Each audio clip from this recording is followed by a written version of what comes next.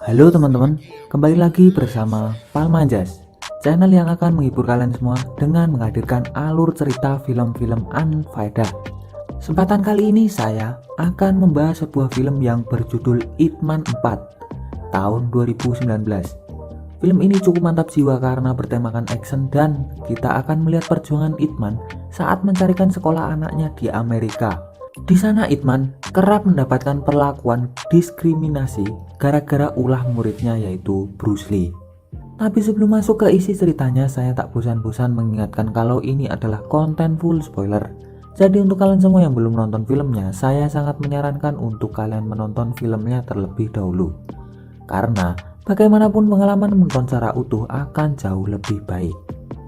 Tanpa berlama-lama langsung saja kita masuk ke isi ceritanya.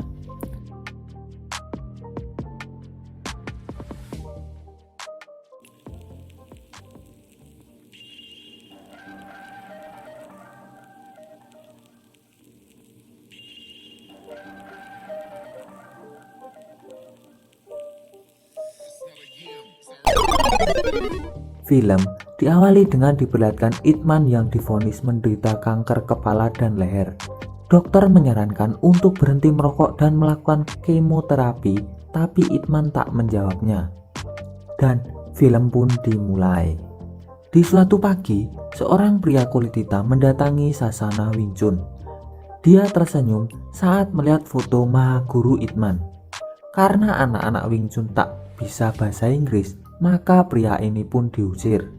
Merasa tak terima, pria ini melawan dan perkelahian pun terjadi. Saat pria ini hendak menendang, tiba-tiba saja Ip Man datang dan memblokir tendangannya. Alhasil, pria ini pun terpental. Tapi pria ini justru senang dan dia memeluk Ip Man. Pria ini ternyata muridnya Bruce Lee. Dia bernama Billy. Bruce Lee sendiri adalah muridnya Ip Man yang sekarang sudah menetap di Amerika.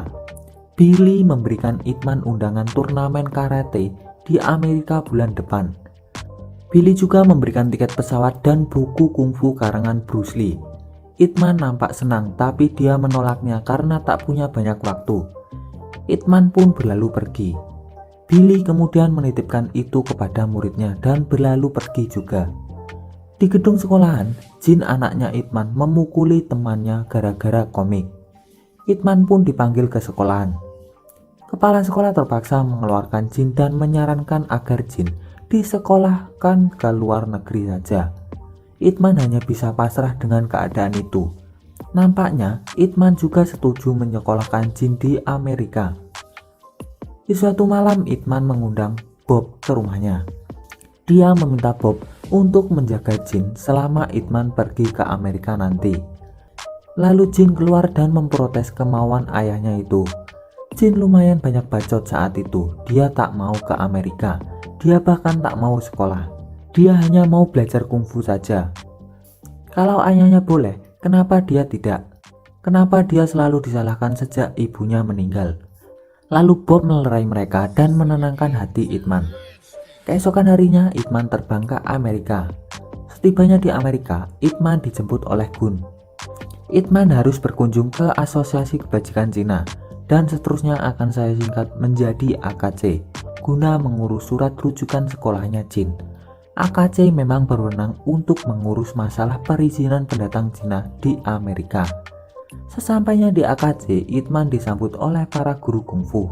Sebelum mengutarakan niatnya itu, ketua AKC Guruan terlebih dahulu meminta tolong pada Ip Man untuk menegur muridnya yaitu Bruce Lee, karena dia telah mengajari kungfu pada orang asing.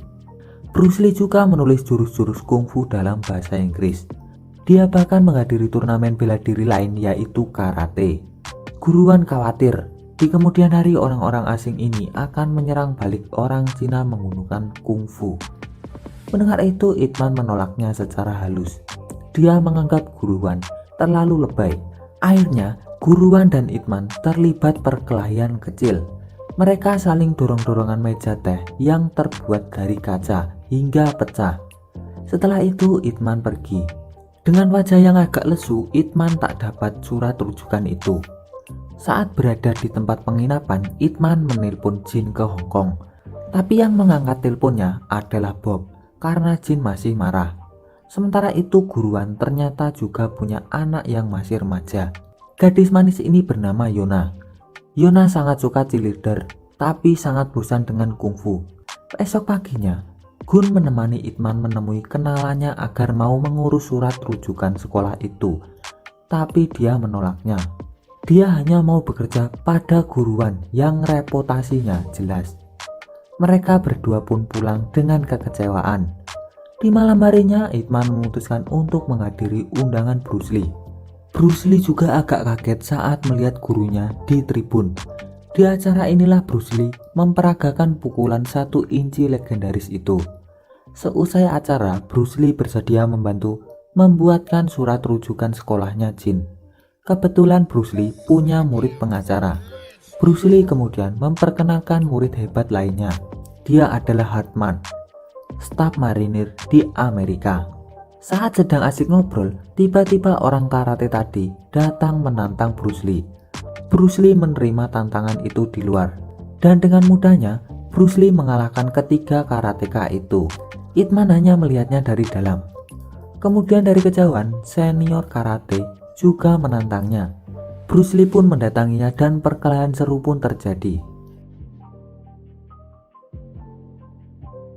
Karateka ini akhirnya kalah dan mengakui kehebatan Bruce Lee.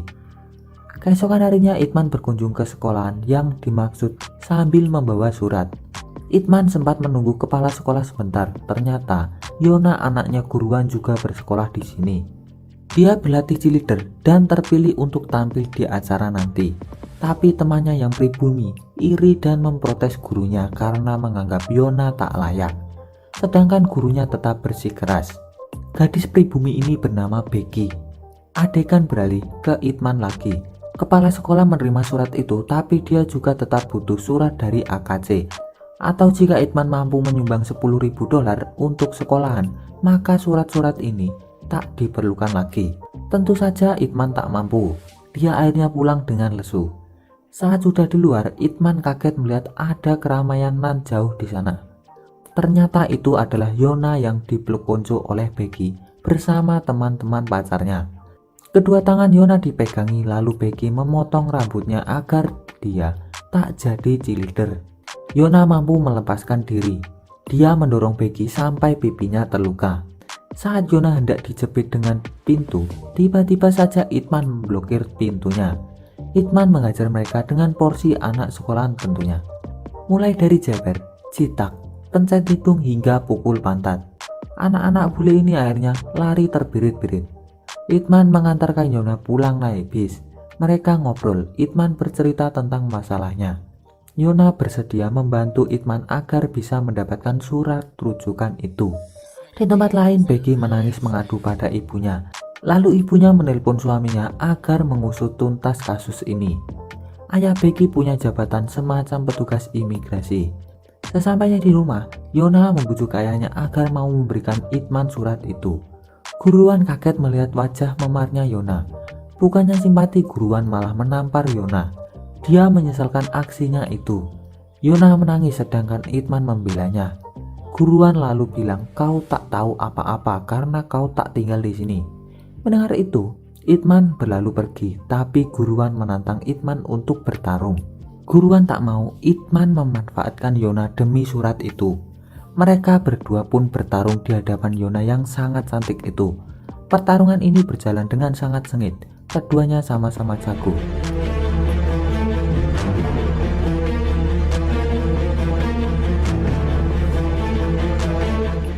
Pertarungan terpaksa berakhir karena adanya gempa bumi.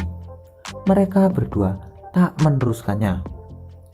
Itman pulang dan bilang bahwa dia mengantarkan Yona untuk menjaganya, bukan untuk surat rujukan itu. Itman kembali menelpon Jin ke Hong Kong. Tapi seperti biasa, Jin tak mau mengangkat teleponnya itu. Keesokan harinya di tempat militer Amerika, para kadet sedang berlatih karate. Murid Bruce Lee, Hartman, sedang menderek boneka kayu. Sersan Barton meminta Hartman untuk membuangnya karena di sini bukanlah museum Cina. Tapi Hartman menolaknya. Alhasil, Hartman menantang untuk bertarung melawan Colin, si guru karate. Jika Hartman menang, maka kungfu Cina boleh masuk ke dalam kurikulum marinir. Colin dan Hartman pun bertarung, tapi sayang, Hartman bisa dengan mudahnya ditaklukkan dan Barton pun membakar boneka kayunya. Di tempat lain, Yona mendatangi Idman dan memberinya surat itu. Idman langsung merobeknya karena dia tahu bahwa Yona memalsukannya. Selain karena surat, Yona ke situ juga untuk mengundang Idman agar hadir di acara festival. Idman menerima undangan itu dan Yona pun pamit undur diri. Di lokasi lain, Hartman menunjukkan kungfu Cina pada komandan. Komandan tertarik, dia menyuruh Barton untuk mempelajarinya, sedangkan Hartman disuruh ke festival Cina untuk menelitinya. Barton yang muak mengadu pada Colin. Colin pun berencana akan mengunjungi festival Cina itu dan membuktikan bahwa karate jauh lebih efisien. Kemudian malam itu datang juga. Idman menghadiri festival itu. Di sana juga ada Hartman yang sedang merekam. Yona meminta duduk di kursi guru, tapi Idman menolaknya dan menyuruh Yona bersiap diri untuk tampil. Di sisi lain, Guruan sedang mengurus surat-suratan di kantornya. Tiba-tiba saja Walters, ayahnya Becky, menangkap Guruan atas tuduhan kasus imigran gelap Cina. Guruan pun digelandang ke kantor imigrasi. Sementara itu di acara festival, Colin dan murid-muridnya naik ke atas panggung. Dia memprovokasi dan menantang para guru untuk melawannya. Satu persatu guru kungfu turun dan satu persatu juga mereka pun kalah. Hingga pada akhirnya guru wanita turun tangan. Perlawanannya cukup berarti, tapi tetap saja dia juga dihajar. Saat Colin hendak meninjunya, tiba-tiba saja Idman menendangnya dan pertarungan sengit pun terjadi.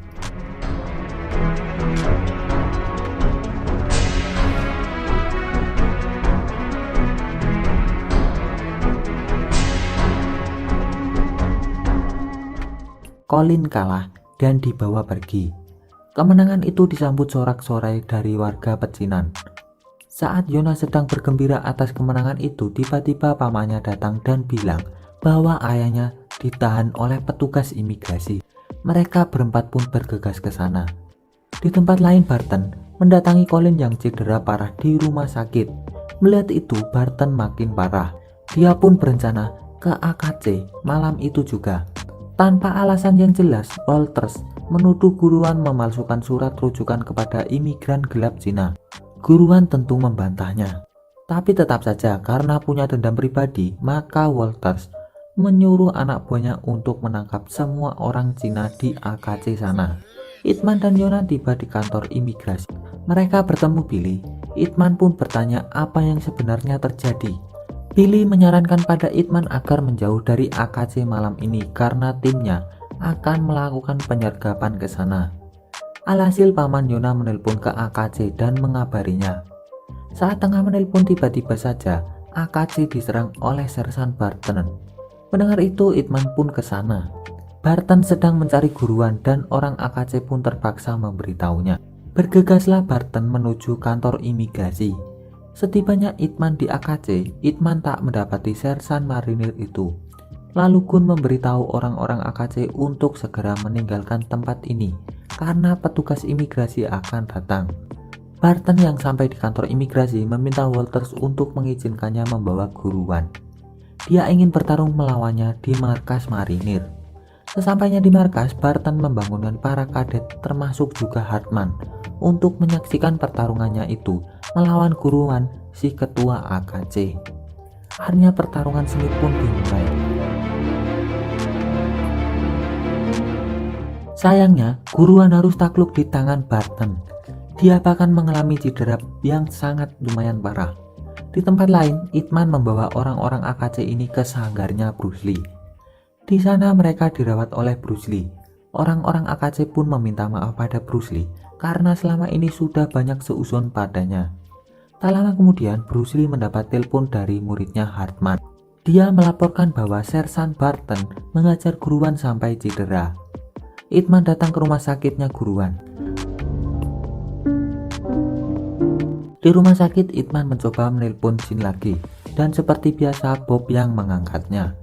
Idman pun bilang pada Bob bahwa dia punya kanker. Mendengar itu, Bob menyampaikannya dan memaksa Jin menerima teleponnya. Ip-Man meminta maaf karena telah menamparnya. Ip-Man juga berjanji akan mengajarnya Wing Chun sepulangnya nanti. Mendengar itu, Jin hanya bisa menangis sesungkan mungkin dan menanyakan kepada Ip-Man kapan akan pulang. Ip-Man bilang akan pulang setelah urusan di Amerika telah usai.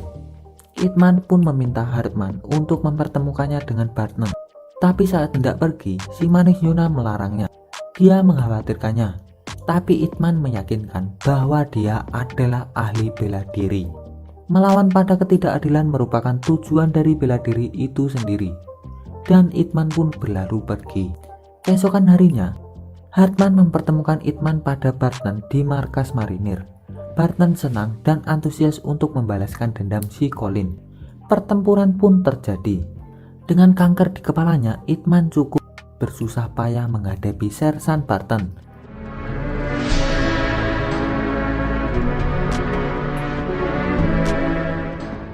Ip-Man sempat tersungkur, tapi kembali bangkit lagi.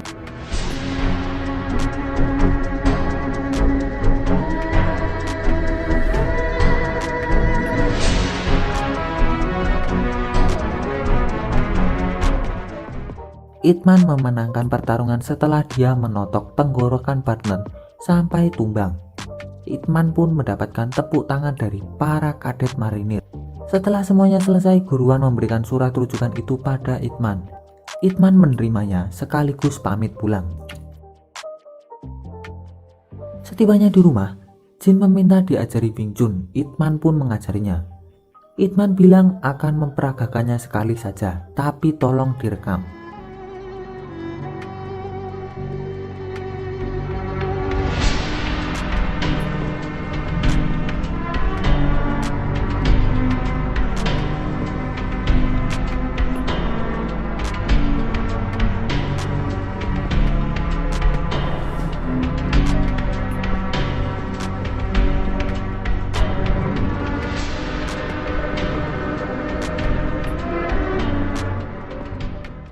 Film diakhiri dengan adegan Bruce Lee yang mendatangi upacara pemakaman gurunya, Ip-Man.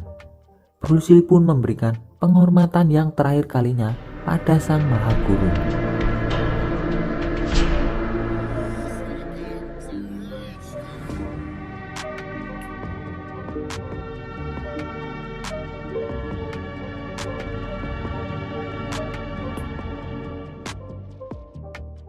Dan film pun selesai. Ending. Gimana menurut kalian? Sangat mantap jiwa kan film Ip-Man terakhir ini? Pesan saya hanya satu, yaitu jangan goblok. Terima kasih sudah menonton video ini sampai akhir dan sampai jumpa di video berikutnya. Bye bye.